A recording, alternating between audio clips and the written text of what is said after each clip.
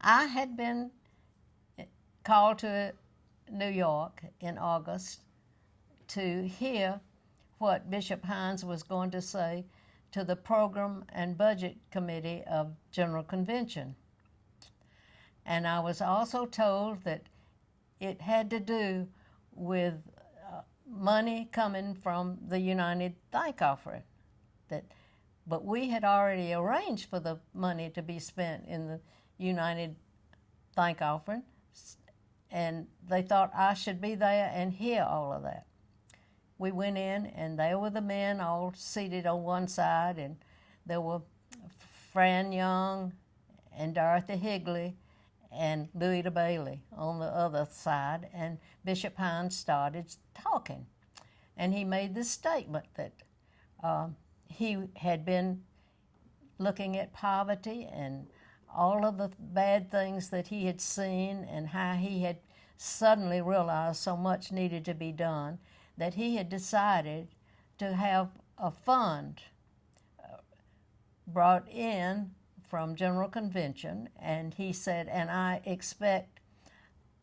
am saying to the United Thank Offering of the women that I want $3 million. And I was there, and all of a sudden I said, that's not right, to myself. I said, that's not right. And I spoke out, and I said, Bishop Hines, you can't do that to the United Thank Offering.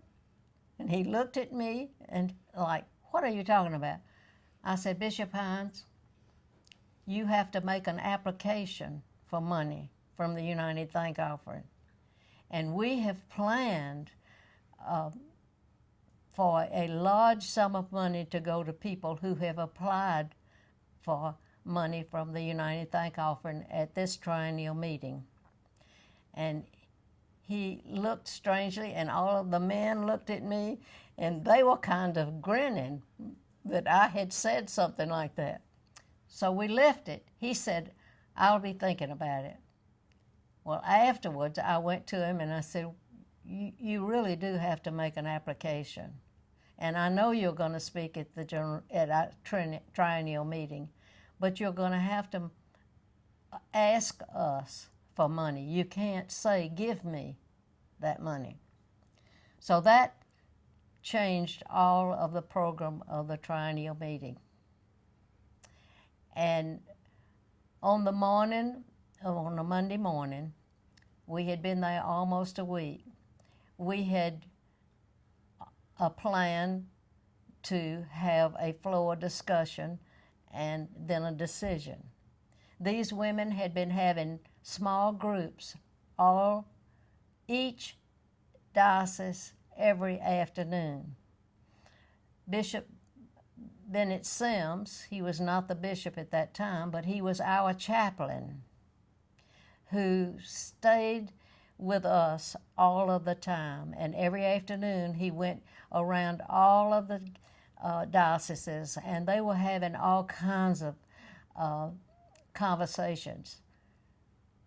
Deputies, men from their own diocese, were coming in and trying to make them say that they wouldn't do it and that they should not vote for it.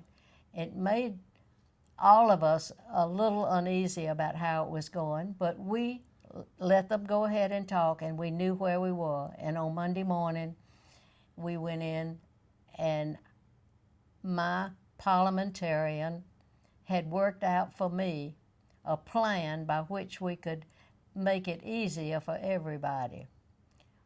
Not any of us on the national board, the General Division of Women's Work, made any statement during that discussion that would make the people know whether we were for it or against it. Bishop Hines had made his speech, and he had done exactly what I had asked him to do. He asked, but he told why he was asking. Instead of saying, give me $3 million, he asked, would we consider and give it? Well, we finally had the discussion, and Dorothy Higley, who was the president of our General Division of Women's Work at that time made a statement, and that was the only statement that was done. She told how she felt about it. We had fixed a plan where they voted by dioceses and not by individuals. They had their own votes together, and then each diocese stood up and said, we are yes or we are no. And of course, you know how it happened. It was a great vote to give Bishop Hines that money. And along about that time came the House of Deputies, and they were furious with us because we had voted before they had.